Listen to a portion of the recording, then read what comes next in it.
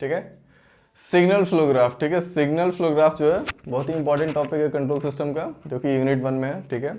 इससे आपका long answer type का एक क्वेश्चन आता ही आता है यूनिवर्सिटी के एग्जाम में, ठीक है। मतलब ज़्यादातर अगर देखा जाए, क्योंकि 3 टाइप के न्यूमेरिकल्स हैं यूनिट 1 में, एक आपका मैथमेटिकल मॉडलिंग का, एक आपका ब्लॉक डायग्राम रिडक्शन का, और एक आपका सिग्नल फ्लो ग्राफ का। तो बहुत इंपॉर्टेंट है, क्योंकि लॉन्ग आंसर टाइप में 7 या 10 नंबर में आता है ये, ठीक। और इसको सॉल्व करना बहुत ही आसान है, ठीक है। इसको कई लोग छोड़ के आ जाते हैं, पता नहीं क्या इसमें डिफिकल्ट समझ में आता है, मुझे तो नहीं लगता है। ये बहुत ही आसान क्वेश्चन है, ठीक है, बहुत ही आसान क्वेश्चन। और इसके जितने भी वैरायटी के क्वेश्चंस हैं, जो भी पहले के क्वेश्चन पेपर में आए हुए हैं, मैं इसको सॉल्व करके अपलोड कर दूंगा, ठीक है। तो बहुत ही आसान है, इसको समझना है अगर तो ठीक है, बहुत आसान। बस वीडियो के लास्ट तक बने रहिए, आपको समझ में आ जाएगा कि बहुत ही इजी न्यूमेरिकल है, ठीक है, कुछ भी इसमें नहीं है। तो इसको सॉल्व करने के लिए हमको क्वेश्चन में आता क्या है, क्वेश्चन में आता है कि सिग्नल फ्लो ग्राफ दिया रहता है और उसमें निकालने के लिए क्या आता है, ट्रांसफर फंक्शन। ट्रांसफर फंक्शन निकालने के लिए हमको यहाँ पर एसएफजी के लिए स्पेशली क्या यूज़ करना पड़ता है, मेसन्स गेन फॉर्मूला।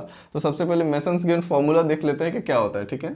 तो मैं यहाँ पर मेसन्स गेन फॉर्मूला लिख रहा हूँ, और उसमें जो भी पैरामीटर्स हैं मैं वो भी बताऊँगा कि वो क्या है, ठीक है। Masons gain formula, right. तो मेसन्स गेन फॉर्मूला से निकालते हैं क्या, ट्रांसफर फंक्शन। ट्रांसफर फंक्शन होता क्या है, C S divide by R S is equal to, sigma का मतलब भी क्या होता है, समेशन के, फिर उसके बाद पी के डेल के डिवाइड बाय डेल, वेयर जहाँ पर बाकी पैरामीटर्स का मीनिंग क्या है, यहाँ पर सी एस जो है वो क्या होता है, इसको बोलते हैं कंट्रोल्ड आउटपुट, कंट्रोल्ड आउटपुट, इसलिए इसको सी से रिप्रेजेंट करते हैं, राइट। और ये एस का मतलब क्या है, एस का मतलब है कि जो भी हम यहाँ पर निकालते हैं गेन, वो किस में निकालते हैं, एस डोमेन में, यानी कि लाप्लास डोमेन में, राइट। और यहाँ पर आर जो है, आर एस, वो भी क्या है, this is called reference input, right, reference input. C S R S अब क्या रह गया, के क्या है एक्चुअली में, नंबर ऑफ फॉरवर्ड पाथ, कितने फॉरवर्ड पाथ हैं, सब समझ में आएगा कैसे कैलकुलेट करते हैं, एकदम आसान है, ठीक है। फिर उसके बाद आपका पीके आपका क्या है, kth forward path, kth forward path. Del K आपका क्या है, डेल के इज कॉल्ड पाथ डिटर्मिनेंट, मतलब जितने आपके पाथ होंगे फॉरवर्ड पाथ, उसका आपको डिटर्मिनेंट निकालना पड़ता है, path determinant of kth forward path. मतलब जितने आपके पास फॉरवर्ड पाथ होंगे उतने ही आपके पास पाथ डिटर्मिनेंट होंगे। इसको कैलकुलेट कैसे करते हैं, इसको कैलकुलेट करने का बहुत ही आसान सा फॉर्मूला है, 1 माइनस, यहाँ पर क्या करना है, summation of gains of loops not touching the kth forward path. मतलब कि यहाँ पर 1 में से उस लूप का गेन माइनस करना है जो उस पर्टिकुलर पाथ को टच नहीं कर रहा है, राइट। फिर उसके बाद आगे इसी में और एक्सटेंशन कर देते हैं, plus summation of gains of 2 non touching loops not touching the kth forward path. ये फॉर्मूला सिर्फ यहीं भी खत्म नहीं होता है, and so on, right, kth forward path. तो मतलब ये जो डेल के है, किसी पर्टिकुलर फॉरवर्ड पाथ का हम यहाँ पर डेल के निकालते हैं। ये जब न्यूमेरिकल हम लोग सॉल्व करेंगे तो हमको समझ में आएगा कि एक्चुअली है क्या। फिर इसका डेल यहाँ पर जो है, this is called system determinant, system determinant, right, या इसको ग्राफ डिटर्मिनेंट भी बोलते हैं।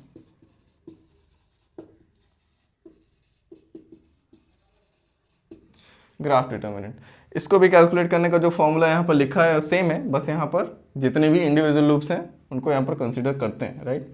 तो ये निकलता है 1 minus sum of gains of individual loops right, plus sum of gains of two non touching loops, फिर उसके बाद minus sum of gains of three non touching loops, फिर उसके बाद यहाँ पर माइनस था प्लस एंड सो ऑन, बढ़ता जाएगा। डिपेंड करेगा कि ग्राफ का साइज कितना है, राइट। तो यहाँ पर इस पर्टिकुलर ग्राफ का अगर हमको ट्रांसफर फंक्शन निकालना है तो हमको ये फॉर्मूला यूज करना है, और ये यहाँ पर फॉर्मूला लिखा हुआ है। इस फॉर्मूले में output divide by input, control output divide by reference input, इससे हम लोग निकाल लेंगे ट्रांसफर फंक्शन। तो यहाँ पर जितने भी यहाँ पर पैरामीटर्स दिए हुए हैं, पी के, डेल के और डेल, यानी कि फॉरवर्ड पाथ, पाथ डिटर्मिनेंट और पूरे ग्राफ का डिटर्मिनेंट, जब हम ये तीनों निकाल लेंगे तो बहुत ही आसान हो जाएगा इसका ट्रांसफर फंक्शन निकालना। तो जो यहाँ पर फॉर्मूला लिखा हुआ है, इसी फॉर्मूले को हमको क्या करना है, यहाँ पर इंप्लीमेंट करना है, राइट। तो आगे बढ़ते हैं, इसको सॉल्व करते हैं। तो सबसे पहले यहाँ पर क्या कैलकुलेट करेंगे, पी के, फिर उसके बाद क्या कैलकुलेट करेंगे, डेल के, फिर उसके बाद डेल निकालेंगे। 3 स्टेप में न्यूमेरिकल जाएगा और ये न्यूमेरिकल खत्म हो जाएगा, एकदम ईजिली सॉल्व हो जाएगा, ठीक है। तो आगे देखते हैं, ठीक है। तो अब अभी जो मैंने अभी फॉर्मूला बताया आपको मेसन स्केल का, अब उसी को हम लोग क्या करेंगे, यहाँ पर अप्लाई करेंगे और हम लोग क्या कैलकुलेट करेंगे, ट्रांसफर फंक्शन, ठीक है। बहुत ही आसान है, इसको बिल्कुल छोड़ के नहीं आना है। तो उसके पहले मैं काम करता हूँ, मैंने अभी बोला कि इस न्यूमेरिकल को थोड़ा सा और आसान करने के लिए मैं आपको एक चीज़ बताता हूँ। यहाँ पर जितने भी यहाँ पर आपको नोड दिए हुए हैं, ये, ठीक है, ये पॉइंट्स, ठीक है, नोड, इस नोड पर हम लोग क्या कर देते हैं, नॉमिनेशन कर देते हैं, मतलब इनको कुछ नाम दे देते हैं। ए, मैंने इसको दे दिया ए, बी, सी, डी, ई, एफ। अब मैंने नाम क्यों दिया है, ये आगे जब हम लोग सॉल्व करेंगे तो समझ में आएगा, ठीक। तो फॉर्मूले के हिसाब से, फॉर्मूले में सबसे पहले क्या दिया हुआ था, फॉर्मूले में सबसे पहले दिया हुआ था पी के। पी के मतलब फॉरवर्ड पाथ, यहाँ पर टोटल फॉरवर्ड का पाथ कितने वो भी पता चल जाएगा। तो सबसे पहले कैलकुलेट करेंगे forward path, right, forward path. P के का मतलब था कितने नंबर ऑफ फॉरवर्ड पाथ है, तो हम लोग P1 मतलब फर्स्ट फॉरवर्ड पाथ। तो सबसे पहले मैं इसको निकालने की एक कंडीशन बता देता हूँ। फॉरवर्ड पाथ निकालने के लिए जब भी हम फॉरवर्ड पाथ कैलकुलेट करेंगे तो हमको इनपुट से लेके आउटपुट तक जाना है। इनपुट क्या है यहाँ पर, RS, इनपुट से लेके हमको आउटपुट तक जाना है। और कंडीशन दूसरी ये है कि कोई भी नोड रिपीट नहीं होना चाहिए। फिर से मैं बोल रहा हूँ, कोई भी नोड रिपीट नहीं होना चाहिए। इनपुट से आउटपुट तक जाएंगे और कोई भी नोड रिपीट नहीं होना चाहिए। एरो की डायरेक्शन क्या होनी चाहिए, सेम, एरो की डायरेक्शन सेम, ठीक है। अब चेक करते हैं। तो यहाँ पर अब RS से जब आप चलोगे, RS से, तो एरो की डायरेक्शन सेम होनी चाहिए, कोई भी नोड रिपीट नहीं होना चाहिए। नोड यहाँ पर अगर आप देखोगे कितने हैं, 1 2 3 4 5 6 नोड है। पहला फॉरवर्ड पाथ चेक करते हैं, देखो RS से गया A पर, A से गया B पर, एरो की डायरेक्शन सेम होनी चाहिए, B फिर C फिर D फिर सीधे गया C इस पर। तो इस तरीके से ये वाला जो फर्स्ट फॉरवर्ड पाथ है, इसमें कोई भी नोड रिपीट नहीं हुआ और एरो की डायरेक्शन भी सेम थी। तो करना क्या है, गेन निकालना है इसका, P1 फर्स्ट फॉरवर्ड पाथ का गेन। तो जितने भी गेन आ रहे हैं सीरीज में, जितने भी गेन होते हैं उनका क्या होता है, प्रोडक्ट। तो इनका सबका प्रोडक्ट कर दो, 1.G2.G4G6 फिर उसके बाद 1। तो ये आएगा आपका G2.G4.G6। मैंने 1 नहीं लिखा है यहाँ पर, ठीक है, यहाँ पर क्योंकि आगे 1 भी रहेगा, यहाँ भी 1 रहेगा, राइट। तो अल्टीमेटली आएगा कितना, ये G2G4G6। अब एक चीज़ मैं यहाँ पर और मेंशन कर देता हूँ। क्या मेंशन करता हूँ यहाँ पर, कि ये जो फॉरवर्ड पाथ है, ये जो फॉरवर्ड पाथ है आपका कौन कौन से नोड से मिलके बना है ये। तो आप देखोगे RS से जब आप CS तक जब आप गए, तो यहाँ से आप A पर गए, फिर B पर गए, फिर C फिर D, यहाँ से फिर खत्म हो गया। मतलब ABCD यानी कि 4 नोड यहाँ पर इन्वॉल्व थे। एक चीज़ मैं और ये बता दूं कि ये जो मैं बता रहा हूँ, ये नोड, नंबर ऑफ नोड, इसको एग्जाम में नहीं लिखना है, ठीक है। ये मैं सिर्फ इसलिए बता रहा हूँ ताकि आपको इजी लगे इसको सॉल्व करने में। इसका क्या यूज़ है अभी आगे चल के समझ में आएगा, ठीक है। था अब हम क्या निकालेंगे, सेकंड फॉरवर्ड पाथ। तो मैं ये कह रहा था कि अगर आप जब भी सिग्नल फ्लो ग्राफ को न्यूमेरिकल सॉल्व करेंगे तो आपको ये करना है कि सिग्नल फ्लो ग्राफ में आपको ध्यान से चेक करना है कि उसमें कितने नंबर ऑफ फॉरवर्ड पाथ हैं। एक भी फॉरवर्ड पाथ मिस नहीं होना चाहिए। अगर एक भी फॉरवर्ड पाथ मिस हुआ तो आपका पूरा न्यूमेरिकल, पूरा आंसर आपका गलत हो जाएगा, राइट। तो यहाँ पर आपको ध्यान से चेक करना है कि कितने नंबर ऑफ फॉरवर्ड पाथ हैं। तो हम लोग सेकंड फॉरवर्ड पाथ अब चेक करते हैं, P2 है कि नहीं। अगर है तो अच्छी बात है, नहीं है तो फिर ठीक है, आगे बढ़ेंगे। फिर उसके बाद RS, कंडीशन जो मैंने बताया वो सेम रहेगी फॉरवर्ड पाथ निकालने की। इनपुट से लेके आउटपुट तक जाएंगे, एरो की डायरेक्शन चेंज नहीं होनी चाहिए और कोई भी नोड रिपीट नहीं होना चाहिए। तो इनपुट से आउटपुट तक ये तो हमने कंसीडर कर लिया है। फर्स्ट फॉरवर्ड पाथ यहाँ पर लिखा हुआ है। सेकंड ए, फिर एफ, फिर ई, फिर डी, फिर सी चले गए, ये भी फॉरवर्ड पाथ है, राइट। तो इसका गेन लिख लेते हैं 1, पहले का गेन 1, दूसरे का G3, फिर उसके बाद G5, आप लोग ग्राफ में देखते रहें, G7.1, तो ये आपका आएगा G3, G5, G7। अब यहाँ पर ये मेंशन कर देते हैं कि ये कौन कौन से नोड से बना है, कौन कौन से नोड से बना है, A, F, E, D, A, F, E, D। मैंने पहले ही बताया कि मैं ये क्यों लिख रहा हूँ, समझ में आएगा, राइट। अब P3 देखते हैं है कि नहीं, P3, right, forward path P3, ये हो गया, ये भी हो गया। अब तीसरा फॉरवर्ड पाथ है कि नहीं है, चेक करते हैं। देखो एक फॉरवर्ड पाथ यहाँ भी है, ए पर गए, फिर बी पर गए, फिर यहाँ पर देखो ये डायरेक्शन ऐसे जा रही है। ये जो ऐसे मैंने बनाया है इसको बोलते हैं जंपर। जंपर का मतलब कि ये जो वायर है और ये जो वायर है इन दोनों में कोई भी कनेक्शन नहीं है, जॉइंटेड नहीं है, राइट, इसको बोलते हैं जंपर। तो ए पर गए, फिर बी पर गए, फिर उसके बाद बी से गए ई पर, फिर ई से गए डी पर, डी से चले गए सी पर। तो अगर आप इस तरह से देखो ऐसे, तो कोई भी नोड रिपीट नहीं हुआ, एरो की डायरेक्शन सेम थी, इसका मतलब ये भी फॉरवर्ड पाथ है। तो सबसे पहले ए पर जो गए 1 डॉट, फिर उसके बाद बी पर गए G2 डॉट, फिर G2 से जब इधर गए ई पर तो इसका गेन है G1, तो ये हो जाएगा G1 डॉट, फिर ई से गए डी पर तो हो जाएगा G7.1, तो इसका गेन आ जाएगा आपका G1, G2, G7। अब यहाँ पर मैंने क्या बताया, कौन कौन से नोड से बना है ये लिख लेते हैं, ए, B, E, D, A, B, E, D. पहले ही मैं बता दे रहा हूँ कि ये जो चीज़ मैं यहाँ पर लिख रहा हूँ ये सब एग्जाम में नहीं लिखना है, ठीक है। ये मैं बस ट्रिक बता रहा हूँ कि कैसे इसको सॉल्व कर सकते हैं बिना किसी मिस्टेक के। फिर उसके बाद आते हैं P4 पर, P4 चेक करते हैं। अब जाहिर सी बात है जब ऊपर से हमको मिल गया तो नीचे से मिल जाना चाहिए, तो नीचे से ऐसे गए A, फिर F, फिर चले गए 8, फिर उसके बाद G6, फिर उसके बाद C। तो ये भी फॉरवर्ड पाथ है हमारे पास, ये वाला A, फिर उसके बाद F, फिर उसके बाद C, फिर उसके बाद D, फिर उसके बाद सीधे C पर, फिर उसको दिया जाएगा 1 डॉट, A के बाद कहाँ पर जा रहा है F यानी कि G3 डॉट, F से कहा गया C पर यानी कि G8, फिर C से चलेगा D पर G6.1, तो ये कितना आ जाएगा 386 यानी कि G3, G6, G8। अब ये कौन कौन से नोड से बन रहा है, A, F, C, D, A, F, C, D, correct. अब आगे देखते हैं P5।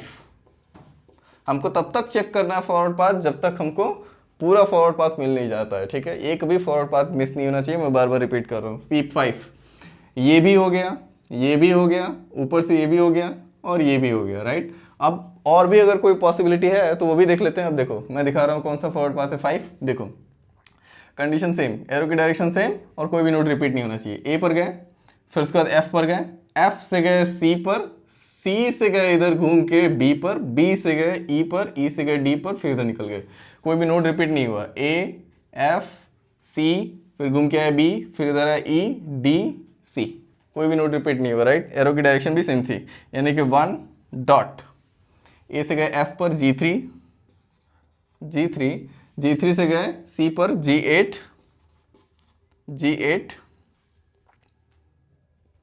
राइट। G8 से -H1, -H1 B से गए E पर G1, फिर G1 से गए यानी कि E से गए D पर G7, फिर यहाँ पर लास्ट में 1 भी है वो भी मेंशन कर सकते हो। तो कितना आएगा ये, माइनस आपका आ जाएगा G1, G3, G7, G8 and H1।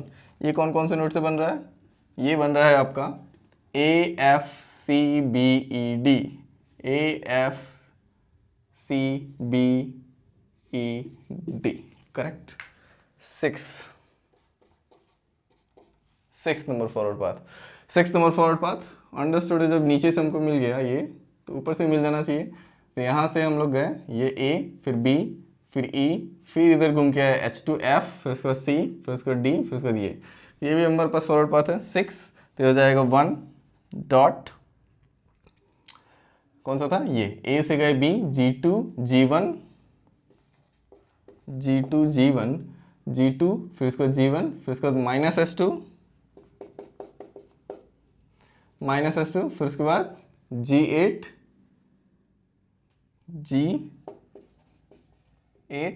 फिर उसके बाद G6, फिर उसके बाद G6। तो यह आ जाएगा आपका -G1, G2, फिर उसके बाद G6, G8, फिर उसके बाद आपका आ जाएगा H2, लेकिन वैल्यू आएगी माइनस में। ये कौन कौन सा नोड से मिलकर बन रहा है? ये बन रहा है आपका ABEF, फिर उसके बाद C गए, फिर D, CD। और चेक कर लेते हैं कि नहीं है। ये हो गया, ये हो गया, ये भी हो गया हमारा, राइट। उसके बाद आपका ये भी हो गया, फिर उसके बाद आपका ये भी हो गया आपका, फिर आपका ये जो सबसे बड़ा वाला था ये भी हो गया। मेरे ख्याल से आपको और पॉसिबिलिटी नहीं है यहाँ पर फॉरवर्ड पाथ की। तो total number of forward path हमारे पास कितने मिले? Total 6 number of forward path. और कौन कौन से नोड से मिलके बना है वो भी मैंने यहाँ पर मेंशन कर दिया है। अब यहाँ पर देखते हैं कि इंडिविजुअल लूप कितने हैं, राइट। इंडिविजुअल लूप, तो मैं इसको यहीं पर लिख देता हूँ, इंडिविजुअल लूप को, इंडिविजुअल लूप। सेकंड जो हमारा है वो क्या है, मैं इसको इसलिए यहाँ पर लिख रहा हूँ क्योंकि हमको इसकी ज़रूरत पड़ेगी अभी, right. Individual loops, individual loops कितने हमारे पास? देखो, इंडिविजुअल लूप का मतलब है जिस नोड से स्टार्ट करेंगे उसी नोड पर एंड होना चाहिए, एरो की डायरेक्शन सेम होनी चाहिए, मतलब एक फॉर्मेशन ऑफ लूप बनना चाहिए, क्लोज लूप, क्लोज पाथ। तो यहाँ पर देखोगे एक क्लोज लूप यहाँ पर बन रहा है, ये यहाँ से स्टार्ट किए F से E पर गए, फिर वापस से F पर आ गए, लूप बन रहा है, राइट। तो इसमें जितने भी गेन इन्वॉल्व हुए उनका प्रोडक्ट कर दो, राइट। L1 ये वाला, F E वाला, ये वाला लूप, तो ये हो जाएगा -G5 एंड H2। G5 है, H2 है, ये कौन कौन से नोड से मिल के बन रहा है? F और E, F एंड E। फिर उसके बाद L2 सेकेंड लूप है क्या? बिल्कुल है, यहाँ पर है, ये देखो B एंड C पर बन रहा है, तो ये कितना हो जाएगा? -G4 H1, G4 -H1, इन दोनों का प्रोडक्ट। ये कौन कौन से बन रहा है? B और C से। तीसरा है क्या लूप? तीसरा लूप बिल्कुल है, तीसरा लूप, ये देखो यहाँ पर आप यहीं से स्टार्ट करोगे जब, तो F से गया C, C से गया B, B से गया E और E से गया वापस F। मैंने क्या बोला? लूप निकालने के लिए जिस नोड से स्टार्ट करेंगे उसी नोड पर एंड भी होना चाहिए, करेक्ट, और नोड की डायरेक्शन सेम होनी चाहिए। तो ये वाला लूप बन रहा है, ये ऐसे गए, ऐसे लूप बन रहा है, ठीक है। इसको जब आप खींचोगे तो लूप बन जाएगा, सर्कल, राइट, क्लोज लूप। तो L3, तो कितने गेन आ रहे हैं इसमें? 8, G8 -H1, G8 -H1, G8 के बाद -H1, फिर उसके बाद G1 के बाद फिर आ रहा है आपका H2 -H2। तो इसका आ जाएगा गेन आपका माइनस माइनस हो जाएगा प्लस, तो ये हो जाएगा G1, G8, H1, H2। कौन कौन से नोड से मिलके बन रहा है? ये बन रहा है चारों नोड से, ये 4 नोड से मिलके बन रहा है, FCBE, करेक्ट। फिर से रिपीट कर रहा हूँ, ये जो मैं ब्लू कलर में यहाँ पर लिख रहा हूँ नोड के नाम, ये हमको एग्जाम में नहीं लिखना है बिल्कुल भी, ये सिर्फ मैं समझने के लिए बता रहा हूँ, ठीक। अब उसके बाद एक और चीज़ यहाँ पर रह जा रही है, non touching loop, 2 non touching loop, 2 non touching loop, मैं एक ही पेज पे सब लिख दे रहा हूँ ताकि देख लेना पड़े। 2 नॉन टचिंग लूप, 2 ऐसे लूप जो कि बिल्कुल भी टच नहीं कर रहे हैं। यहाँ पर टच करने का मतलब ये है कि उसमें कोई भी नोड कॉमन नहीं होना चाहिए, तो यहाँ पर आप देखो, ये वाला जो लूप है L1, L2, L3, 3 लूप है हमारे पास, 3 लूप। अगर आपको ग्राफ से अगर देख के समझ में नहीं आ रहा है कि कौन से लूप टच कर रहे हैं, कौन से लूप नहीं टच कर रहे हैं, तो आप यहाँ से भी फाइंड आउट कर सकते हो। तो यहाँ से देखो आप, ये जो पहला वाला लूप है ये G5S2, ये वाला G5S2, ये वाला लूप, और ये वाला लूप और ये वाला लूप, इन दोनों में कोई भी कॉन्टैक्ट नहीं है, डायरेक्ट कॉन्टैक्ट बिल्कुल भी नहीं है। ये वाला जो लूप है BC पर बन रहा है, ये वाला लूप FE पर बन रहा है, कोई भी नोड कॉमन नहीं है। यहाँ से भी आप देख सकते हो L1 किस पे बन रहा है? FE, L2 किस पे बन रहा है? B और C पर बन रहा है। तो यहाँ पर इन दोनों में कोई भी लेटर मैच कर रहा है क्या? कोई भी नोड मैच कर रहा है क्या? नहीं, मतलब ये दोनों L1, L2 जो है बिल्कुल भी टच नहीं कर रहा है एक दूसरे को। तो नॉन टचिंग लूप फर्स्ट कौन सा है? L1, L2। तो इन दोनों का गेन जो है उन दोनों का प्रोडक्ट कर दो, माइनस माइनस क्या हो जाएगा? प्लस, तो ये हो जाएगा G4, G5, H1, H2, correct. एक नॉन टचिंग लूप हमको मिल गया, L1 L2 का कॉम्बिनेशन, राइट। अब चेक करते हैं, L1 L2 तो हो गया, अब L1 L3 को चेक कर लेते हैं, टच कर रहा है कि नहीं कर रहा है। मैंने पहले ही बोला ग्राफ से अगर समझ में नहीं आ रहा, कंफ्यूजन हो रहा है, तो यहीं से चेक कर सकते हैं। अब L1 L3 टच कर रहा है कि नहीं कर रहा है, चेक करते हैं। L3 जो है F C B E पर बन रहा है, और ये किस पे बन रहा है, F E पर। तो यहाँ पर देखो F और E ये दोनों कॉमन है, इसका मतलब ये टच कर रहा है, करेक्ट। अब उसके बाद कौन सा बचा है, L2 और L3, ये भी चेक कर लेते हैं। L2 किस पे बन रहा है, BC पर, L3 किस पे बन रहा है, FCBE। तो यहाँ पर BC है, यहाँ पर भी BC है, मतलब ये दोनों एक दूसरे को टच कर रहे हैं। तो यहाँ पर दो ही ऐसे लूप थे, L1 और L2, जो कि एक दूसरे को बिल्कुल भी टच नहीं कर रहे थे, कोई भी नोड कॉमन नहीं था। अब यहाँ पर एक और चीज़ देख लेते हैं, क्योंकि फॉर्मूले के हिसाब से जो ग्राफ डिटर्मिनेंट था, उसमें आपको ग्राफ डिटर्मिनेंट का जब फॉर्मूला देखोगे तो वहां पर लिखा हुआ है 3 नॉन टचिंग लूप, फिर उसके बाद 4 नॉन टचिंग लूप, फिर उसके बाद 5 नॉन टचिंग लूप, इस तरीके से वो एक्सटेंड होते जा रहा था फॉर्मूला। तो यहाँ पर 2 नॉन टचिंग तो लूप हमने निकाल लिया, 3 नॉन टचिंग के तो सवाल ही पैदा नहीं होता है, क्योंकि 3 लूप है, तीनों एक दूसरे को टच कर रहे हैं, राइट। तो यहाँ पर 3 नॉन टचिंग लूप अवेलेबल नहीं है, अगर होगा तो डेफिनेटली उसको भी देखेंगे, राइट। तो यहाँ पर अब बारी आती है किसकी निकालने की, del1 की, राइट।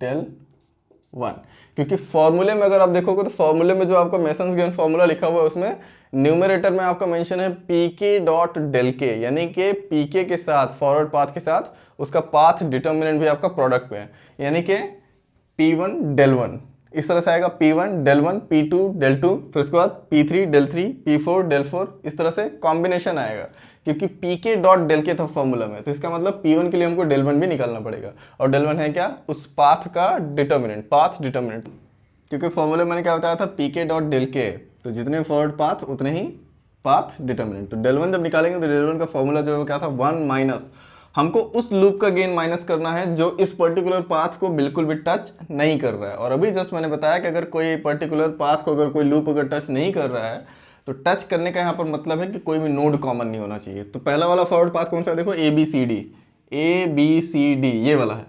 इस पर्टिकुलर फॉरवर्ड पाथ को कौन सा लूप टच नहीं कर रहा है, लूप हमारे पास 3 थे, एक ये और उसके बाद एक बड़ा वाला लूप।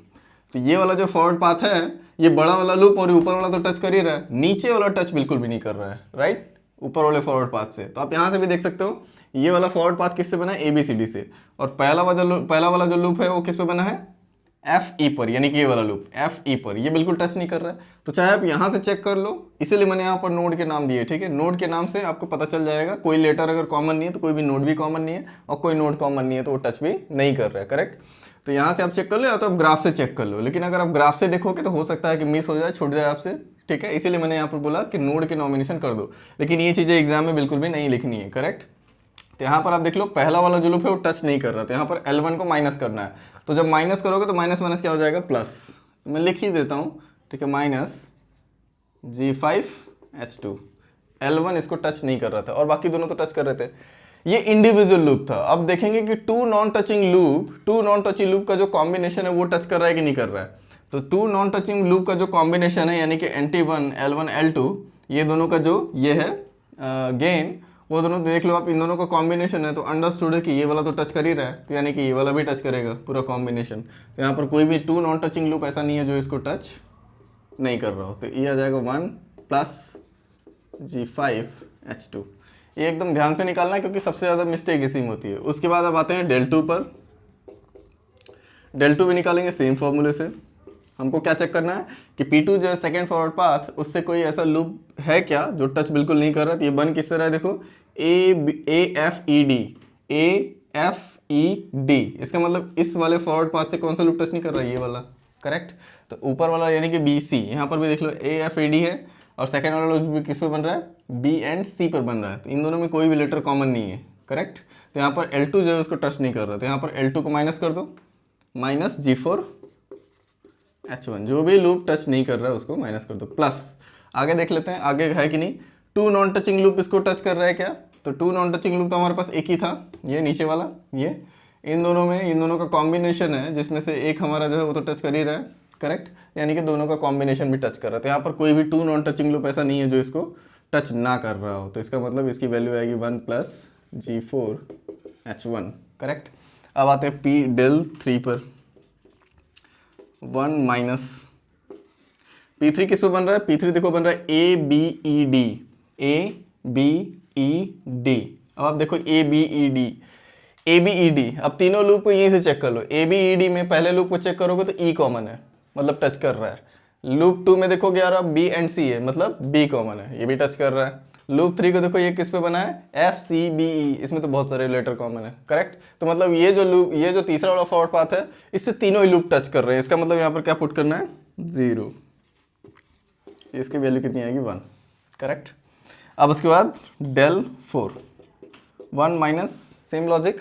P4 किस पे बना है, A F C D, A F C D, A F C D. अब इसको फिर से चेक कर लो। ए एफ सी डी में पहला वाला लूप जो है एफ कॉमन है, यानी कि ये भी टच कर रहा है, लूप L1। अब इससे L2 को कंपेयर कर लो, B एंड C है, C कॉमन है, इसमें भी C है, इसमें भी C, मतलब ये टच कर रहा है। कोई भी नोड कॉमन नहीं होना चाहिए, टच करने का मतलब यही है। A F C D, L3 में क्या है हमारे पास, एफ सी बी ई, यानी कि एफ सी, ये दोनों कॉमन है। इसका मतलब इससे भी तीनों लूप हमारे टच कर रहे थे। यहाँ पर भी वैल्यू कितनी आ जाएगी, 0, मतलब 1, करेक्ट। अब उसके बाद आ जाते हैं डेल 5 पर। डेल 5 में सेम फॉर्मूला, ये किस पे बना है, L5, ये तो सारे ही दिख रहे हैं नोड वैसे, ठीक है। A F C B E D, यानी कि सारे ही नोड है लगभग। तो अगर आप यहाँ से तीनों को देखोगे तो कोई ना कोई लेटर तो आपको कॉमन मिल ही जाएगा, राइट। यानी कि यहाँ पर भी 0, कोई भी ऐसा लूप नहीं जो इसको टच ना कर रहा हो, करेक्ट। फिर उसके बाद डेल 6, 1 माइनस, ये वाला भी फॉरवर्ड पाथ जो है, इसमें भी सारे नोड है। इसका मतलब तीनों को जब आप देखोगे तो कोई ना कोई लेटर आपको इन तीनों में कॉमन तो मिल ही जाएगा। एफ ई, फिर उसके बाद बी एंड सी, फिर उसके बाद एफ सी बी ई, सब कॉमन है। इसका मतलब ये तीनों लूप भी इस फॉरवर्ड पाथ को टच कर रहे हैं। तो मतलब ऐसा कोई लूप नहीं है जो इसको टच ना कर रहा हो। 0, 1। तो इस पूरे व्हाइट बोर्ड पे जितनी भी चीज़ें लिखी हुई, कितनी इंफॉर्मेशन है हमारे पास, फॉरवर्ड पाथ। हमारे पास total number of forward path कितने हैं, k = 6। Total number of forward path हमारे पास k = 6, P1, P2, P3, P4, P5, P6, और 6 हमारे पास कितने हैं, पाथ डिटर्मिनेंट। ये दिख रहा है आपको, पाथ डिटर्मिनेंट 6 हमारे पास कितने, पाथ डिटर्मिनेंट, करेक्ट।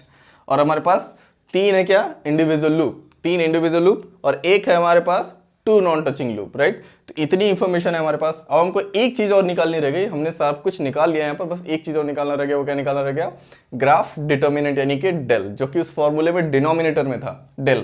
तो अब यहाँ पर डेल निकाल लेते हैं। ये सारी इंफॉर्मेशन इन्हीं को यूज करके हम लोग क्या निकालेंगे, डेल, ठीक है। अब देखते हैं, ठीक है। अब मैंने फॉर्मूले में क्या बताया, फॉर्मूले में नीचे क्या लिखा हुआ था, डेल, यानी कि ग्राफ डिटर्मिनेंट। तो ग्राफ डिटर्मिनेंट डेल, इसको निकालने का सेम फॉर्मूला जैसे हम लोग डेल 1 निकालते हैं, 1 minus sum of all individual loop gains. Individual loop हमारे पास कितने दिख रहे हैं, 3, सबको माइनस कर दो, L1 plus L2 plus L3 plus sum of all 2 non touching loops. 2 non touching loop हमारे पास एक ही है, NT1। NT1 का मतलब है नॉन टचिंग, ठीक है। लेकिन ये नॉन टचिंग कितने का है, 2 नॉन टचिंग लूप, एक ही है हमारे पास। फिर माइनस 3 नॉन टचिंग लूप, हमारे पास था क्या, नहीं है, तो आगे बढ़ने की जरूरत नहीं है, इतना ही काफ़ी है, correct. 1 minus L1 L2 L3 की वैल्यूज रख दो, minus G5H2 minus G4H1 minus, sorry plus है ये, plus G1 G8 H1 H2 plus यहाँ पर नॉन टचिंग का गेन कितना था, ये G4 G5 H1 H2, correct. तो इसको और फर्दर सॉल्व कर लेते हैं। तो ये हो जाएगा 1 माइनस माइनस अंदर क्या हो जाएगा, plus G5H2 plus G4H1 plus, sorry minus हो जाएगा यहाँ पर, ये प्लस है, माइनस बाहर है, तो हो जाएगा minus G1 G8 H1 H2 plus ये आपका हो जाएगा G4 G5 H1 H2, ठीक। तो ये आपका निकल गया डेल। अब जो हमारा फॉर्मूला था मेसन्स गेन का फॉर्मूला ट्रांसफर फंक्शन का, CS डिवाइड बाय RS, क्योंकि हमारे पास सब कुछ निकल गया है, तो फॉर्मूला ये था PK del K divide by del. तो यहाँ पर K कितना है, 6, यानी कि P1 del 1 plus P2 del 2 plus P3 del 3 plus P4 del 4 plus P5 del 5 plus P6 del 6, total का डिवाइड बाय डेल। डेल हमने यहाँ पर निकाल लिया, ये रहा डेल। P1 अभी जस्ट मैंने इसके पहले निकाल के दिखाया, डेल 1 अभी जस्ट निकाल के पहले दिखाया, मतलब P1 P2 P3 और ये जितना भी है, और डेल 1 डेल 2 डेल 3 से लेकर डेल 6 तक ये सब निकाल के यहाँ पर मैंने दिखा दिया। बस आपको क्या करना है, यही सारे वैल्यूज जो आपने निकाल के रखा था पहले, बस इसी को यहाँ पर पुट कर देना, आपका आंसर आ जाएगा। यही आपका ट्रांसफर फंक्शन होगा, ठीक है। तो ये जो फॉर्मूला है, बस इसमें सारी वैल्यूज हमारे पास हैं, इनको पुट कर देते हैं। तो यहाँ पर मैं आंसर लिख दे रहा हूँ, आप इसको क्रॉस चेक कर लेना, ठीक है। P1 की वैल्यू क्या थी, P1 हमारा ये वाला फॉरवर्ड पाथ था, ठीक। मैं सिर्फ वैल्यूज लिख दे रहा हूँ, आप वापस इसको चेक कर सकते हैं। तो P1 जो था उसका गेन था आपका G4 G2 G4 G6, और P1 के साथ क्या है, डेल 1। तो डेल 1 यहाँ पर आपका कितना था, डेल 1 यानी कि पहले वाले का पाथ डिटर्मिनेंट। तो इसका पहले वाले का पाथ डिटर्मिनेंट था, डेल 1 था आपका 1 plus G5S2, right, plus P2 del 2। P2 आपको जो था वो था ये वाला फॉरवर्ड पाथ, राइट। तो ये हो जाएगा आपका G3 G5 और G7। फिर उसके बाद इसका पाथ डिटर्मिनेंट कितना था, इसका ये वाला लूप टच नहीं कर रहा था, तो यहाँ पर आ रहा था आपका 1 plus G4H1, correct, plus P1 del 1 P2 del 2, अब क्या है P3 डेल 3। तो P3 जो आपका था वो कौन सा था, P3 आपका था ये वाला, राइट।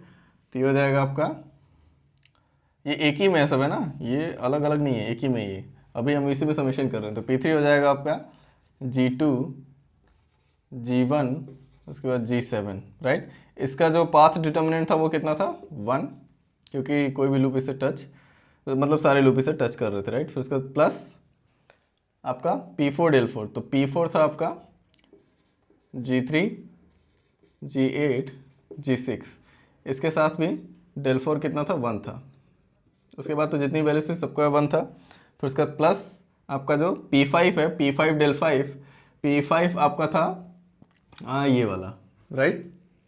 तो ये वाला जो फॉरवर्ड पाथ था आपका, इसका गेन था आपका G3 G8, उसके बाद H1, फिर उसके बाद आपका G1, फिर उसके बाद G7। लेकिन ये जो वैल्यू थी किस में थी, माइनस, क्योंकि यहाँ पर H1 माइनस में, राइट। फिर उसके बाद इसका पाथ डिटर्मिनेंट कितना था, 1 plus P6 del 6।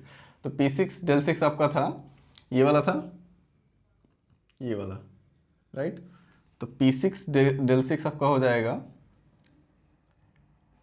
G2 G1 minus S2, फिर उसके बाद G8, फिर उसके बाद G6, फिर उसके बाद डॉट, इसका डेल 6 कितना था, 1। तो ये जो आपकी पूरी वैल्यू आई, ये कितनी, किसकी आई, ये वाला, ये जो ऊपर लिखा हुआ है, 6 फॉरवर्ड पाथ के साथ 6 पाथ डिटर्मिनेंट।